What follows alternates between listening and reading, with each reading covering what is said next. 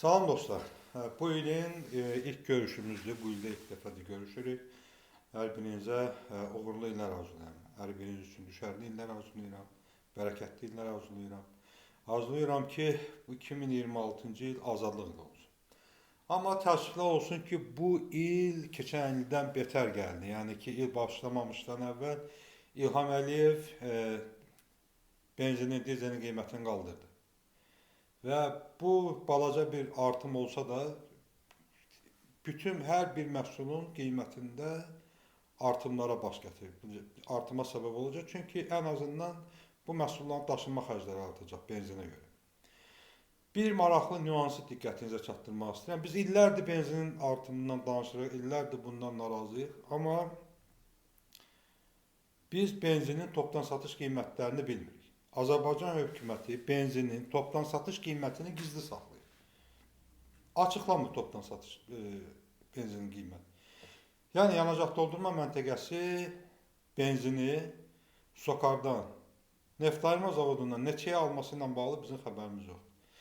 Benzinin də dizel yanacağında, motor yağlarında, sütkü yağlarında, yəni neftdən hazırlanan məhsulların topdan satış qiymətləri Azərbaycanda gizli saxlanılır. Niyə gizli saxlanılır? Bunun səbəbi açıqlanmır. Bir nüansı da diqqətinizə çatdırıb. İllər boyudur ki, Azərbaycanda benzinin qiyməti qalxır. Amma pərakəndə satış qiymətləri qalxır. Yəni zapravkalarda satılan benzinin qiyməti qalxır. Topdan satış qiymətləri sabit olaraq qalır.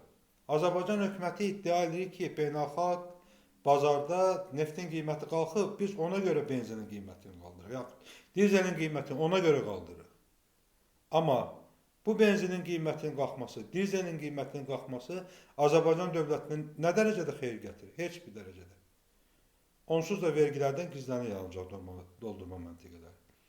Azərbaycan dövlətinin gəliri neft ayırma zavodundandır. Amma bu neft ayırma zavodundan satılan benzinin, dizelin, motor yağlarının, sütkü yağlarının qiyməti stabil olaraq illərdir qalır və Azərbaycan dövləti pərakəndə benzinin, neft məhsullarının pərakəndə satışını qaldırsa da topdan satışını indiyə qədər bir dəfə də olsun qaldırmıyor.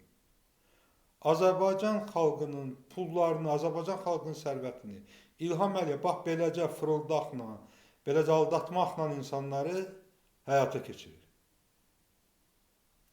Zapravkalar bir mənalı olaraq neftlə bağlı, neft məhsullarına bağlı olan bütün müəssisələr, şirkətlər, zapravkalar hamısı İlham Əliyevə məxsus, İlham Əliyevin ailəsinə məxsus. Və ona görə də ancaq pərakəndə satış qiymətləri qaldırılır ki, İlham Əliyevin cibi daha da çox dolsun.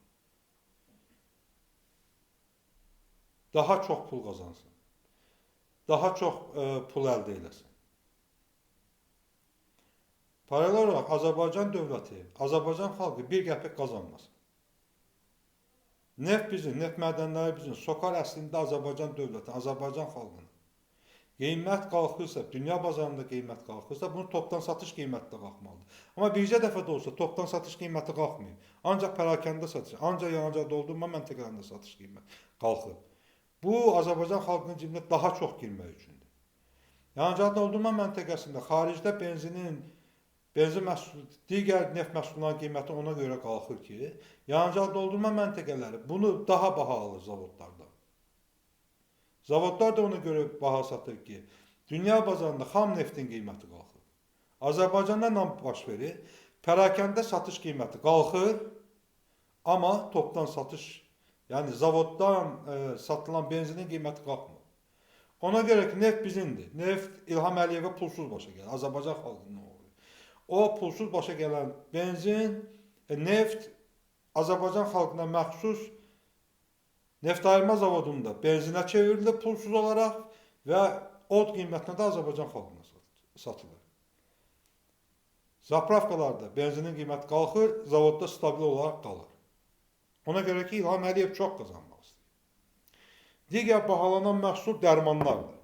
Dərmanlarla bağlı vəziyyət daha kritik dərəcədə pisdir. Çünki dərman əhalinin həssas təbəqəsinə lazımdır. Xəstələrə lazım, yaşlı adamlara lazım, əlillərə lazım. Biz görürük ki, nə qədər əlillər sosial şəbəkələrdə yardım istəyir, dərman almaqdır. Çünki Azərbaycan hökuməti Qarabağ uğrunda, vətən uğrunda həyatını, əzalarını itirən, həyatını təhlükəyə salan adamlara qayğı göstərmir. Olan problemlərini həll eləmir və həmin əlil adamlar Azərbaycan xalqına müraciət etməyə məcbur olurlar. Dərman isə od qiymətlidir. Həm də keyfiyyətsizdir Azərbaycanda. Bunun da yeganə səbəbi ondan ibarətdir. Azərbaycanda dərman monopoliyası, dərman inhisarı yalnız bir ailəyə, Əliyevlər ailəsinə məxsusdur. Və Azərbaycanda dərmanları birmənalı olaraq satan adamlar İlham Əliyevdir. Və bu gün Rövşən Ağayev, bizim də hörmətli iqtisadçımız bir post paylaşıb Facebookda, sosial şəbəkələrdə ki, Motilum adında bir dərman soruşuram. Deyir ki, 28 manat aptekdə işləyən adam, deyir ki, 28 manatdır. Həmin dərman Rusiyada 5 manatadır bizim puluna. Türkiyədə isə 3 manat neçə isə qəpikdir. Təsəvvürləyirsiniz. 8 dəfə baha. Türkiyədəkindən. 8 dəfə bahadır bu dərman.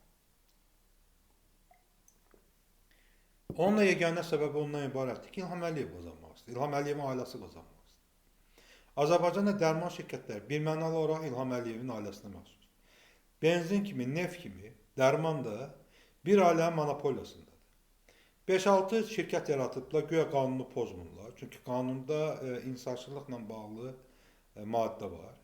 Yəni, qanunun tələbi var.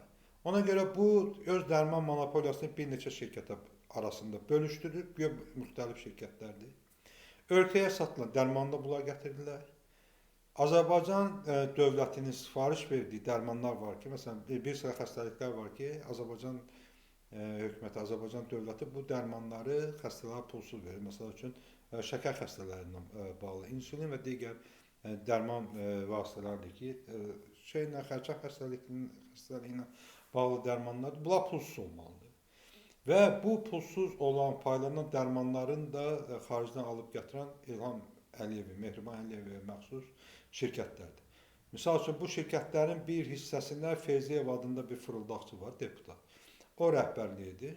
Britaniya məhkəməsi, London məhkəməsi onun 5 milyon pulunu müsadirə elədi ki, qanunsuz gətirib. Təsəvvürləyirsiniz. Azərbaycan xalqına bu saxta dərmanları od qiymətinə satırlar və pulları ölkədən qaçırırlar Londona. Orada da ingilislər başlarına bir qapaz vurub əllərindən alır. Feyziyev kimi İlham Əliyevin 5-6 belə əlinin altında adamları var. Yeni il Azərbaycanda bu üzümüz indi içində olduğumuz yeni il eyni zamanda Azərbaycan xalqı üçün növbəti kasıb, növbəti yoxsul bir yeni il qarşılaması oldu. Azərbaycan hakimiyyətinin atəşfəşanlıqlarına, orada-burada qurduğu yol qağaclarına baxmayaraq, xalq bu bayram çox sönük keçirdi. Ona görə ki, işsizlik də ona görə ki, pulsuzluqdur, ona görə ki, insanlar bayram keçirmək üçün demirəm, gündəlik tələbatlarını ödəyəcək ərzaq məhsulları ala bilmir. İlham Əliyev yalan danışdı. O bir dəstə jurnalist adıyla yığdığı adamlara, Mirşahin kimi mirzələrə görüşündə yalan danışdı ki, Azərbaycanda iş tapmaq çətindir. Gözün içinə kim yalan danışdı?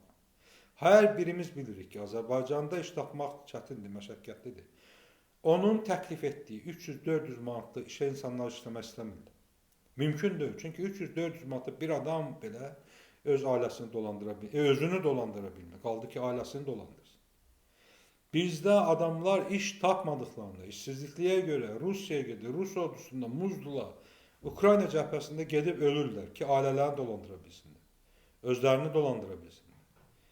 İlham Əliyev gözünün içinə qədər ağ yalan danışır. Çünki milyonlarla Azərbaycanda bir tikə çörək dalınca cəlari vətən olur. Dünyanın ən müxtəlif ölkələrində səpələrində, Rusiyanın çöllərində, Ukraynanın çöllərində həlak oldular bu adamlar. Ukraynada Ukrayna ordusu tərəfindən döyüşlərdə öldürülür. Rusiyada olanlar isə Rus amonunun təpikləri altında can verirlər. Türkiyədə, Avropanın hər yerində Azərbaycanlılarla oldu. Mən Berlində yaşayıram. Mən gündə 4-5 Azərbaycanlıya rast gəldim. Yay aylarında Azərbaycanlılar mən tanıyırdım ki, parklarda ağacların altında gecələyində. Çünki onlar Polşa vizası ilə, Latviya, Litva, Riga vizası ilə gəlib Almaniyada işləyirlər. Və burada qanuni sənədləri olmadıqlarına görə ev tuta, kiraya tuta, otelə gedə bilmirlər ki, miqrasiya polisi bunları tutub deportasiya eləməsin. Öz ölkəsində iş olan adam belə rəzil dünyada yaşayarmı? Və mənim tanıdığım, parkda gecələyən uşaqlar, pulları da vardı. Onlar qara verdi, onlar bir neçə ay ev axtardılar ki, sənədsiz ev versinlər. Nəhayət ki, türklər onlara bir ev tapdı. Onlar getdilər, bir otağa real qiymətindən bir neçə dəfə artıq pul verib orada yaşamaya başladılar. Ağır şərait. İlham Əliyev gözünün içinə görə, ona görə yalan danışır ki, onun Qarabağda onun şirkətləri cəmaata 300-400 manat pul verir. O pulu da onun kafelərində tutub cəmaatın əlindən alırlar. Çünki iş yerlərində verilən ərzaq, verilən yemək yeməli deyil. Keyfiyyətsizdir həddindən. Onlar gedib oradakı restoranlarda, kafelərdə yeməli olurlar və qazandıqlarının hamısını orada tökürlər. Kimindir o kafelər, kimindir o yeməkxanalar? İlham Əliyev. İlham Əliyevə bağlı olan adamlar. O Türk iş adamlarını siz gördünüz də ki, bu adamların var yoxlarını soyub İlham Əliyev. Bu adamlar gəliblər, investisiya qoyublar Kəlbəcərdə. Milyonlarını əlindən aldılar. Oğrudur bu rejim. İlham Əliyev yalancıdır, İlham Əliyev qatildir, İlham Əliyev oğrudur. Və təəssüflər olsun ki, biz 2026-cı ildə 400 dənə məhkumla birlikdə keçdik. Təəssüflər olsun ki, 40 jurnalist həbsdədir yenə də və həmin 40 jurnalistin 9-u bizim jurnalist həmkarlarımızdır. Bizim qadın jurnalist həmkarlarımızdır, bizim qadın mübarizə yoldaşlarımızdır. İlham Əliyev qızlardan qorxub, qadınlardan qorxub, onları şərləyərək həbsləyib, həbsxanada saxlayıb. Və biz 2025-ci ildə o xanımları, o siyasi məhbusları, bizim əqidə və mübarizə dostlarımızı həbsdən azad edə bilmədik. Bu il biz bütün səylərimizi artırmalıyıq, bu il biz bütün qüvvəmizi səfərbərliyə almalıyıq.